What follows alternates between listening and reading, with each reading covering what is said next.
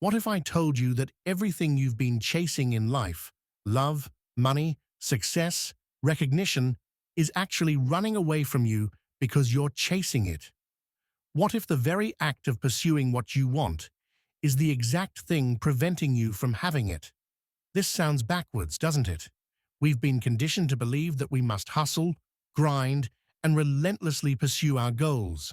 But Neville Goddard, one of the most profound teachers of manifestation, taught something revolutionary: the art of letting it come to you. Right now, you might be exhausted from chasing. You might be wondering why, despite all your efforts, that relationship still feels distant, that promotion remains elusive, or that financial breakthrough seems just out of reach. I'm about to share with you Neville's most counterintuitive yet powerful teaching that will completely transform how you approach desire and manifestation. By the end of this video, you'll understand why chasing repels and allowing attracts, and more importantly, you'll know exactly how to shift from desperate pursuit to magnetic attraction. Neville Goddard taught that the very act of chasing creates a state of lack. When you chase something, you're operating from the assumption that you don't have it. You're affirming through your actions that it's separate from you, that it's out there somewhere, and that you must pursue it to obtain it. Think about this for a moment. When you chase a romantic partner, what are you really saying? You're saying, "I don't have love. I need to get it from this person." When you chase money desperately, you're declaring, "I am poor. I must struggle to become rich." When you chase success frantically, you're affirming, "I am unsuccessful. I must prove my worth." Neville understood that consciousness is the only reality. Your state of consciousness, what you assume to be true about yourself and your world, is what creates your external experience. If you're in a state of chasing, you're in a state of lack, and lack is what you'll continue to experience. Here's what happens energetically when you chase. You create resistance. The person, opportunity, or thing you're chasing feels that desperate energy and naturally moves away. It's like trying to catch a butterfly. The more frantically you pursue it, the more it eludes you. But sit still in the garden, and it may just land on your shoulder. Neville called this the difference between operating from the wish fulfilled versus operating from the wish unfulfilled. When you chase, you're perpetually in the state of the wish unfulfilled, constantly affirming that you don't have what you want. To understand why letting it come to you works, we must first understand Neville's core teaching. Assumption creates reality. Your assumptions about yourself and your world are not just thoughts. They are creative forces that shape your experience. Neville taught that you must assume the feeling of the wish fulfilled. This means you must psychologically occupy the state of already having what you desire. Not hoping for it, not working toward it, but actually feeling as though it's already yours. When you truly assume something is yours, you don't chase it. Think about the things you already possess: your name, your identity, your memories. Do you chase these things? Of course not. They're simply part of who you are. This is the state you must cultivate regarding your desires. Neville would say, live in the assumption that you are what you want to be. If you want to be loved, assume you are loved. If you want to be wealthy, assume you are wealthy. If you want to be successful, assume you are successful. Not as a future possibility, but as a present reality. This assumption work happens primarily in your imagination. Neville taught that imagination is the creative power of God within you. Through imagination, you can experience the reality of your desire before it appears in the physical world. You can feel the congratulations, see the bank statement, experience the embrace, all in your imagination. When you do this consistently and with feeling, your imagination impresses your subconscious mind, which then works to make the imagined experience a physical reality. The key is to imagine from the desire, not of the desire. Don't imagine yourself getting the thing. Imagine yourself having it, being it, experiencing it as a present fact. Neville introduced a profound concept he called the Sabbath, not the religious day of rest, but a psychological state of rest from effort and anxiety about your desires. The Sabbath is the state of complete mental rest regarding what you've imagined and assumed. When you enter the Sabbath state, you stop efforting, you stop scheming, plotting, and chasing. You've done the inner work in imagination. You've assumed the feeling of the wish fulfilled, and now you rest in that assumption. You let it be. This doesn't mean you become passive or lazy in the physical world. It means you stop operating from desperation and lack.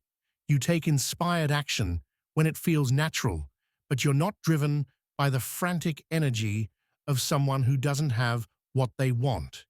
In the Sabbath state, you might still work toward your goals, but your work comes from a place of celebration rather than desperation. You're not working to get something. You're working because you already are something. The successful person works on their projects because that's what successful people do, not because they're trying to become successful. Neville taught that the Sabbath is when your assumption has time to harden into fact. Like a seed planted in the ground, your imagined desire needs time to germinate beneath the surface before it breaks through into your visible world. If you keep digging up the seed to check on its progress, you disturb the natural process of growth. The Sabbath requires faith, not religious faith, but psychological faith in the creative power of your own consciousness. You must trust that what you've experienced in imagination is real and will manifest in its proper time. Now let's get practical. How do you actually live from the state of having, rather than wanting? Neville gave us specific techniques for what he called living in the end, occupying the psychological state of your desire fulfilled. First, identify your desire clearly. What do you want to experience? Be specific. Don't just say, I want love. What does love look like in your life? Is it a specific person, a type of relationship, a feeling of being cherished? Don't just say, I want money. What does wealth mean to you? A specific amount, a feeling of security, a particular lifestyle. Once you're clear on your desire, create a scene that implies its fulfillment. This scene should be something that would naturally happen if your desire were already realized. If you want to be married to a specific person, your scene might be them congratulating you on something while wearing their wedding ring. If you want to be wealthy, your scene might be casually mentioning your investment portfolio to a friend. The scene should be short, simple, and personal to you. It should involve you and imply that your desire is already a fact in your life. Now here's the crucial part. You must experience this scene in your imagination with feeling. Neville taught that feeling is the secret. You must feel the reality of the scene, not just visualize it. Feel the emotions you would have if this were really happening. Feel the satisfaction, the joy, the peace of having your desire fulfilled. Practice this scene repeatedly until it feels natural and real to you. Do it especially in the drowsy state before sleep, when your conscious mind is relaxed and your subconscious is most receptive. But here's where most people go wrong. They do their imagination work and then immediately return to a state of wanting and chasing. They imagine being loved and then desperately check their phone for messages. They imagine being wealthy and then frantically look for get-rich-quick schemes. True mastery is maintaining the feeling of the wish fulfilled throughout your day. When thoughts of lack arise, gently redirect your attention to your fulfilled state. When you catch yourself in chasing behavior, pause and ask yourself, How would I behave if I already had what I want? There's a paradox in Neville's teaching that many people struggle with. You must desire intensely enough to do the inner work, but then you must let go of the desire to allow it to manifest. How do you balance these seemingly contradictory requirements? The answer lies in understanding the difference between attachment to having the desire and attachment to how and when it comes. You can intensely desire something while being completely detached from controlling its delivery. Think of it like ordering a meal at a restaurant. You know exactly what you want, you place your order with certainty, and then you relax and trust that it will be prepared and delivered. You don't anxiously hover over the chef or repeatedly change your order. You simply wait with pleasant expectation. This is the state you must cultivate with your desires. Be clear about what you want, do your inner work to assume its fulfillment, and then relax into knowing it's already yours in consciousness and will appear in your world at the perfect time. Neville taught that your desires come to you through what he called the bridge of incidents, a series of natural, seemingly ordinary events that lead to the manifestation of your assumption. These incidents often appear to be coincidences, but they're actually the way consciousness moves to create your desired experience. Your job is not to figure out the bridge of incidents. Your job is to maintain your assumption and allow the bridge to be built naturally. When you chase, you're trying to construct the bridge yourself, and you usually end up interfering with the natural flow of creation. Trust that if you can imagine it, it's possible. Trust that if you can feel it as real in your imagination, it will become real in your experience. Trust the process and let it come to you. The ultimate expression of letting it come to you is living as if you already are what you want to be. This doesn't mean pretending or putting on an act. It means genuinely occupying the psychological state of your desire fulfilled. If you want to be confident, how would a confident person move through their day? They wouldn't be seeking validation or approval from others. They would make decisions from their own inner knowing. They would speak their truth without apology. Start being that person now. If you want to be loved, how would someone who is deeply loved behave?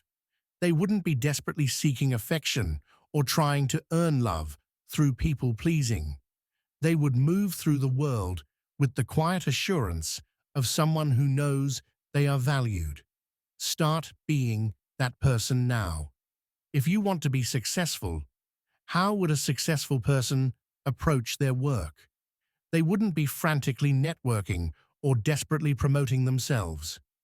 They would focus on excellence, knowing that recognition follows naturally. Start being that person now. Living as if is not about external actions alone. It's about internal states.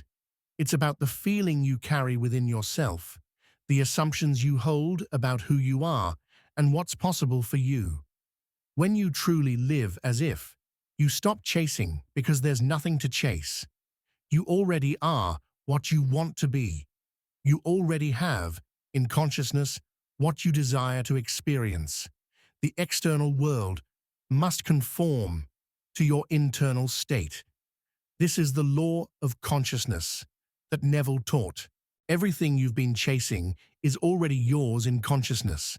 The love you seek, the success you desire, the abundance you crave, it all exists within your own wonderful imagination, waiting for you to claim it as your own.